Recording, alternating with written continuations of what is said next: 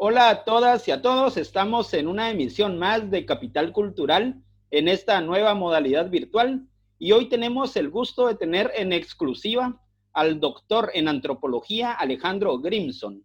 Él está especializado en procesos migratorios, zonas de frontera, movimientos sociales, culturas políticas, identidades e interculturalidades. Es investigador del CONICET y además docente de la Universidad Nacional de San Martín. Él también ha escrito varios libros, entre los más destacados, Mitomanías Argentinas, que es el peronismo, y recién salidito está El futuro después del COVID-19, quien junto con otros autores han escrito recientemente. De los intelectuales del pensamiento crítico más importantes en la actualidad de la Argentina, y además es el director del programa Argentina Futura, de Jefatura de Gabinete de la Nación. Hola Alejandro, un placer tenerte con nosotros. Hola, ¿cómo estás? Un placer, un gusto. Gracias por recibirnos. Y bueno, el tema de hoy va a ser sobre el rol político de los intelectuales de las ciencias sociales en la actualidad. Y parece que las ciencias humanas y las ciencias sociales asociadas a la vida y al comportamiento humano, en la actualidad parece que se está resaltando un poco más en cuanto a la necesidad de pensarnos como sociedad y como humanidad, que este ejercicio nos hace formular nuevas preguntas. Si ya teníamos algunas respuestas con esa pandemia, creo que tenemos otras preguntas, que es el ejercicio del intelectual. Y bueno, y en el neoliberalismo hubo una suerte de tecnocracia donde hubo un cierto desprecio a las ciencias sociales, incluso en América Latina, en universidades con corte liberal y otras semipúblicas, recortaban presupuestos, tenían menor incidencia en decisiones políticas y las certezas parece que estaban como más instaladas en salir a competir al mercado y a lo que fuera rápidamente remunerable.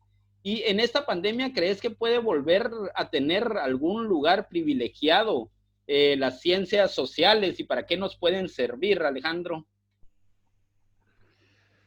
Bueno, creo que nunca van a tener un lugar privilegiado por mucho tiempo, pero por lo menos sí un lugar crucial y muy relevante, porque como vos decís, ¿no? La pandemia modificó nuestra vida en este tiempo y probablemente la crisis económica global que produjo la pandemia modifique el mundo. De alguna forma, la economía del mundo, el comportamiento, las conductas sociales, la forma de prevención, las formas, la presencia del Estado, la necesidad de la salud pública, de la educación pública, y todo eso es social, ¿no? Es decir, la pandemia obviamente la produce un virus, y del virus pueden hablar los biólogos, pueden hablar mucho también los infectólogos, los médicos, los epidemiólogos, ese virus produce una transformación, golpea a la sociedad, ¿no? Golpea a la sociedad y esa sociedad reacciona de distintas maneras respecto del trabajo, respecto de la forma de vida, incluso respecto del amor de las parejas, de las familias, de la violencia en el hogar, este, de las cuestiones de las desigualdades, ¿no? Nosotros señalamos que hay 5 grandes desigualdades que la pandemia visibilizó, que son las desigualdades de ingresos, las desigualdades de género, las desigualdades étnicas y raciales, las desigualdades territoriales y las desigualdades de edad, ¿no? Entonces, todo eso implica, eso, digamos, parece una síntesis de desigualdades, pero esas desigualdades son vidas humanas, ¿no? Son personas muy reales que se ven afectadas de diversa manera por esta crisis que estamos atravesando y que van a tener un papel también relevante en las formas en que se pueda ir construyendo el futuro para salir de la crisis, ¿no? Claro.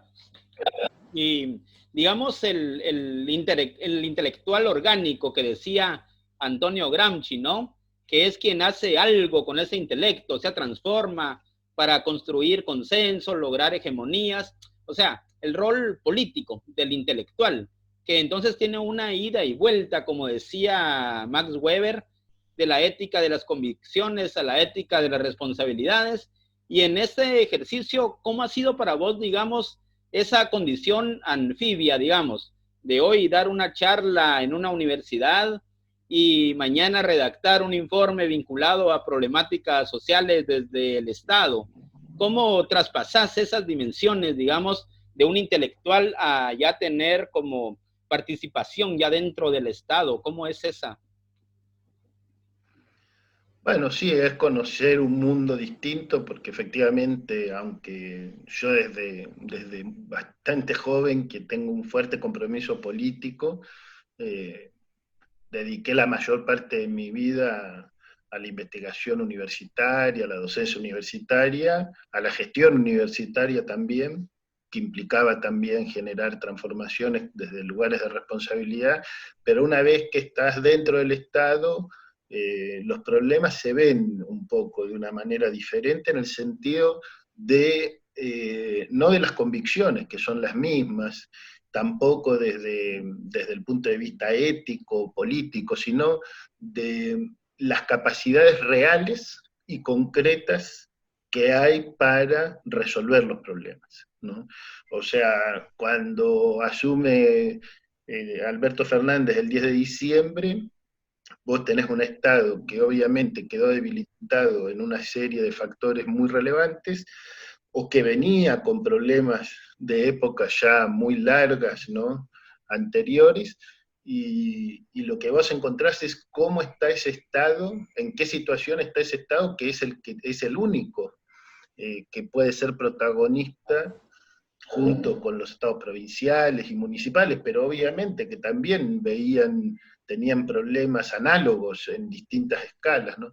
Pero quiero decir, ahí se ven los problemas, las dificultades para resolver problemas concretos, ¿no? Entonces, creo que es una experiencia muy relevante y un desafío enorme, porque implica ser parte de múltiples conversaciones sobre, por ejemplo, la pandemia o los barrios populares o distintas medidas que se tienen que ir tomando y poder tratar de que las ciencias sociales, el stock de conocimiento de las ciencias sociales, la convocatoria a referentes específicos para temas específicos pueda tener un papel decisivo, como creo que es necesario en esta etapa, ¿no? Claro, claro. Y también, bueno, hoy más que nunca creo que necesitamos reflexionar para un futuro después del COVID-19. Acabas de escribir un libro con ese título, El futuro después del COVID-19, para hacer un análisis sobre la situación actual junto con otros autores. Y bueno, tengo la sensación, trayendo de nuevo a Gramsci, ese pesimismo de la inteligencia, el optimismo de la voluntad. Eh, o sea, ¿qué nos podés vos contar acerca de este libro y cómo surgió esa brillante idea de escribirlo? Bueno, nosotros prácticamente cuando empezó la pandemia y pocas semanas después de que se inició el proceso de cuarentena, tomamos la decisión de hacer una convocatoria amplia, diversa, plural, para pensar cuáles son los mundos posibles y cuáles son los mundos o el mundo deseable después del COVID-19, el día después, ¿no?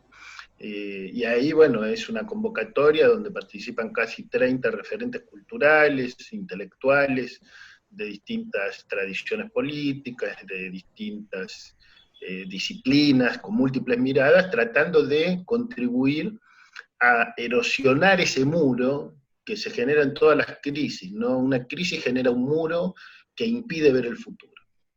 Y la contribución principal que buscaba y que busca el libro y todas las producciones de ese tipo es erosionar ese muro para que el futuro sea pensable, sea discutible, sea debatible por toda la sociedad y podamos decidir qué medidas tomamos hoy, porque las medidas que tomamos hoy son las que empiezan a construir ese futuro.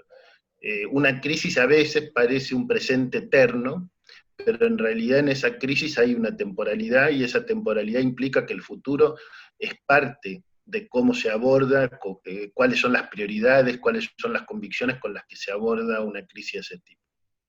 Claro. Y digamos, para quienes nos escuchan, ¿dónde podemos conseguir el libro ahora que están cerradas las librerías y eso? No, es un libro público y gratuito que se descarga del sitio web de Argentina Gobar. Ponen el futuro después del COVID y van a poder descargar gratuitamente el libro, leerlo, compartirlo, debatirlo. Eh, es una herramienta para ir pensando, ir construyendo, ir dialogando sobre todos los pasos que necesita la Argentina y también el mundo, ¿no? Porque la Argentina, como dice el presidente, nadie se salva solo, la Argentina no se va a salvar sola tampoco, Claro. ni un individuo ni un país se salvan solos. Y en ese sentido necesitamos construir un mundo donde haya... El centro no puede ser la especulación, un capitalismo especulativo. El centro no puede ser la ganancia y la rentabilidad. El centro no puede ser el incremento de la producción con riesgo de que se destruya el planeta, ¿no? Hay que cambiar las prioridades. Necesitamos un mundo que tenga en el centro el ser humano, que tenga en el centro las comunidades, que tenga en el centro la convivencia, que tenga en el centro una noción de vida integral, de desarrollo integral de todas las condiciones de la vida, de la dignidad y de la convivencia con el planeta, ¿no? Tenemos que ser conscientes que nuestra especie es una especie que tiene la capacidad de destruir su hábitat, el planeta Tierra, y necesitamos que la humanidad se reconcilie con el planeta y pueda establecer otras formas de vida que permitan estas convivencias económicas, políticas, reduciendo drásticamente todas las desigualdades que mencionábamos antes. Claro, claro. Y ya para cerrar, Alejandro, quienes nos escuchan de otros países de América Latina, dentro de todo Argentina es el país que mejor ha llevado esto. Vemos cuántos muertos en Perú, en México, en Guatemala, en Brasil, en Chile. ¿Qué cosa, y por suerte también con un gobierno popular en Argentina, qué cosas se habrán hecho bien y qué faltará por resolver? Yo creo que lo que se hizo bien en Argentina, pues, si uno lo quisiera decir sintéticamente, son dos cosas. El presidente de la Nación decide tomar medidas de salud drásticas, que son, por un lado, una cuarentena temprana y por el otro lado, un fortalecimiento inmenso de todo el sistema de salud y de todas sus capacidades en todos los sentidos que podamos conversar. Y la segunda medida que toma el presidente es apoyar la economía, los ingresos de los trabajadores, de las empresas, de las personas que están en situación de trabajo precario. Entonces, de manera simultánea, desde marzo en adelante, el gobierno nacional mantuvo muy firmemente la decisión de la protección de la vida y de jerarquizar la vida como prioridad máxima, y al mismo tiempo de acompañar dentro de los límites de un Estado que está muy comprometido realmente en términos económicos, con una situación muy delicada, pero dentro de esa situación hoy vos tenés 21 millones de argentinos que ya sea por sus jubilaciones previas, por años y años de trabajo, ya sea porque son empleados públicos como los docentes, los médicos, etcétera, o ya sea porque son parte del ingreso familiar de emergencia que llegó a 9 millones de personas, que es algo que se creó para esta crisis, ya sea porque son trabajadores de empresas privadas, que son más de 2 millones, que reciben el 50% de su salario hasta un límite, por supuesto, ¿no? Si son salarios muy altos, bueno, es hasta un límite, pero en los salarios más bajos o medios, hasta el 50%, el propio Estado directamente le paga a los trabajadores y las empresas tienen que complementar eso. Entonces son todas medidas que se dieron simultáneamente y que y que permitieron esta situación que estamos atravesando en Argentina, que es muy dura. Lo que pasa es que lo que nosotros vemos desde acá es lo duro que está siendo en países que queremos muchísimo, con la cantidad de víctimas que hay, y bueno, nosotros, digamos, sabemos que nos duele cada uno de los fallecidos por el coronavirus y por cualquier razón en Argentina, pero la verdad es que también hacemos el ejercicio comparativo y nos damos cuenta de cuántas vidas fueron salvadas por esta decisión del presidente y del gobierno nacional. Claro, perfecto. Bueno, estamos en Capital Cultural TV con el doctor en antropología Alejandro Grimson, del tema del rol político de los intelectuales de las ciencias sociales en la actualidad, y también en el marco de la pandemia acerca de los dispositivos estatales y de los intelectuales también dentro de estas prácticas. Así que, bueno, te agradezco tu tiempo, Alejandro, una muy interesante charla, la verdad, un honor haberte tenido en nuestro espacio. Un gran saludo para todos ustedes y para toda la audiencia. Saludos, gracias, Alejandro. Gracias.